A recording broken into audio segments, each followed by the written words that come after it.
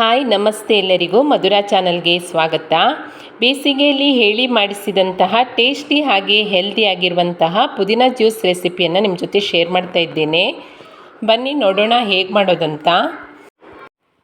ಮೊದಲಿಗೆ ನಾನಿಲ್ಲಿ 1 ಹಿಡಿ ಆಗುವಷ್ಟು ಪುದೀನ ಸೊಪ್ಪನ್ನು ಚೆನ್ನಾಗಿ ತೊಳೆದ್ಬಿಟ್ಟು ಮಿಕ್ಸಿ ಪಾತ್ರೆಗೆ ಸೇರಿಸ್ಕೊಳ್ತಾ ಇದ್ದೇನೆ.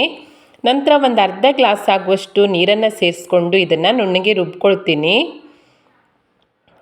ರುಬ್ಕೊಂಡಿರುವಂತಹ ಪುದೀನ ಜ್ಯೂಸನ್ನು ಒಂದು ಪಾತ್ರೆಗೆ ಈ ರೀತಿಯಾಗಿ ಸೋಸ್ಕೊಳ್ತೀನಿ. ನೋಡಿ, ಈ ರೀತಿಯಾಗಿ ಪುದೀನ ಜ್ಯೂಸನ್ನು ಒಂದು ಪಾತ್ರೆಗೆ ಸೋಸ್ಕೊಂಡಿದ್ದೇನೆ. ನಂತರ ಇದಕ್ಕೆ ನಾನು 2 ಗ್ಲಾಸ್ ಜ್ಯೂಸ್ ಮಾಡ್ತಾ ಇರೋದ್ರಿಂದ 2 ಗ್ಲಾಸ್ ಆಗುವಷ್ಟು ನೀರನ್ನು ಸೇರಿಸ್ತಾ ಇದ್ದೇನೆ. ನೀವು ಜಾಸ್ತಿ ಮಾಡೋದಾದರೆ ಜಾಸ್ತಿ ಸೇರಿಸ್ಕೊಳ್ಬೋದು. ನಂತರ ಇದಕ್ಕೆ ನಾನು 1 ಲಿಂಬೆಹಣ್ಣನ್ನು ಪೂರ್ತಿಯಾಗಿ ರಸವನ್ನು ಹಿಂಡ್ಕೊಳ್ತೀನಿ. ಲಿಂಬೆ ರಸವನ್ನು ಹಾಕೋದ್ರಿಂದ ಟೇಸ್ಟ್ ತುಂಬಾ ಚೆನ್ನಾಗಿರುತ್ತೆ. ನಂತರ ಇದಕ್ಕೆ ನೀವು ಜೇನುತುಪ್ಪವನ್ನು ಬೇಕಾದರೂ ಸೇರಿಸ್ಬೋದು, ಸಕ್ಕರೆಯನ್ನು ಬೇಕಾದರೂ ಸೇರಿಸ್ಬೋದು. ನಾನಿಲ್ಲಿ ಒಂದು 3 ಟೇಬಲ್ ಸ್ಪೂನ್ ಆಗುವಷ್ಟು ಬೆಲ್ಲವನ್ನು ಸೇರಿಸ್ಕೊಳ್ತಾ ಇದ್ದೇನೆ. ನಂತರ ಒಂದು 1/4 ಟೇಬಲ್ ಸ್ಪೂನ್ ಆಗುವಷ್ಟು ಉಪ್ಪು,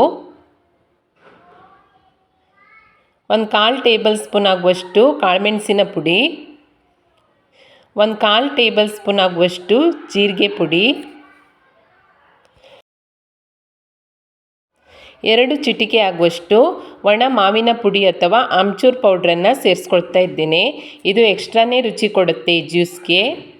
ನೋಡಿ, ಈ ರೀತಿಯಾಗಿ 2 ಚಿಟಿಕೆ ಆಗುವಷ್ಟು ಸೇರಿಸ್ಕೊಂಡಿದ್ದೇನೆ.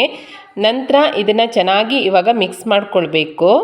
ಈ ರೀತಿಯಾಗಿ ಚೆನ್ನಾಗಿ ಮಿಕ್ಸ್ ಮಾಡಿಕೊಂಡ್ರೆ ಟೇಸ್ಟಿಯಾಗಿರುವಂತಹ ಹಾಗೆ ಹೆಲ್ದಿ ಆಗಿರುವಂತಹ ಪುದೀನ ಜ್ಯೂಸ್ ರೆಡಿಯಾಗುತ್ತೆ.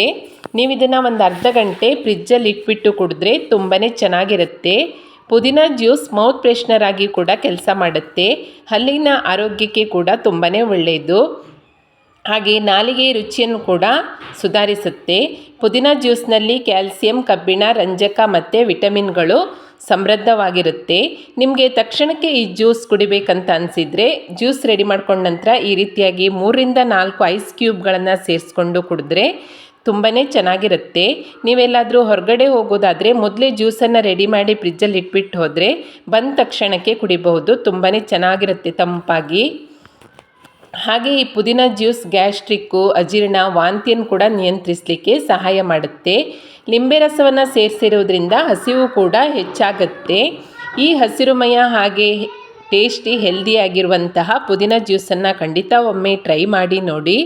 ರೆಸಿಪಿ ನಿಮಗೆ ಇಷ್ಟ ಆದಲ್ಲಿ ಲೈಕ್ ಮಾಡಿ, ಶೇರ್ ಮಾಡಿ, ಹಾಗೆ ಕಮೆಂಟ್ ಮಾಡಿ. ಹೊಸದಾಗಿ ನಮ್ಮ ಚಾನಲ್ ನೋಡ್ತಾ ಇದ್ದರೆ ಸಬ್ಸ್ಕ್ರೈಬ್ ಮಾಡಿಕೊಳ್ಳಿ. ಸಿಗೋಣ ಮುಂದಿನ ರೆಸಿಪಿಯಲ್ಲಿ. Thank you for watching.